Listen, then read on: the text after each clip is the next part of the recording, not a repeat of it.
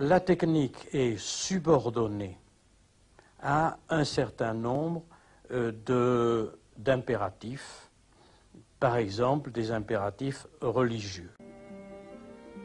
Je ne crois pas effectivement que la technique ait, dès le début, contenu les mêmes éléments que maintenant.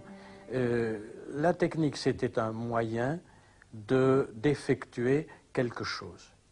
Et que ce soit la technique du sculpteur ou la technique de l'agriculteur ou la technique de la chasse, etc., c'était toujours une technique qui était relativement stable, qui ne changeait pas beaucoup, qui était quelquefois extrêmement habile.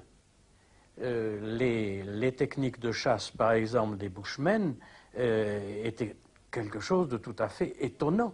La façon dont ils arrivaient à tuer des éléphants, c'était stupéfiant.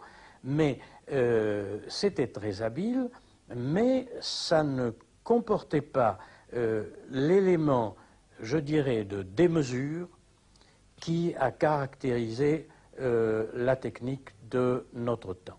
Et c'était une technique qui restait la même, transmise de génération en génération, avec très très peu de modifications. On connaît, on a fait quand même l'histoire des techniques pendant l'époque romaine ou pendant le Moyen-Âge.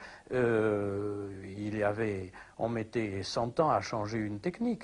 Alors, il y avait bien entendu un élément d'efficacité qui existait, ça oui, mais il y avait l'élément de stabilité qui compensait complètement.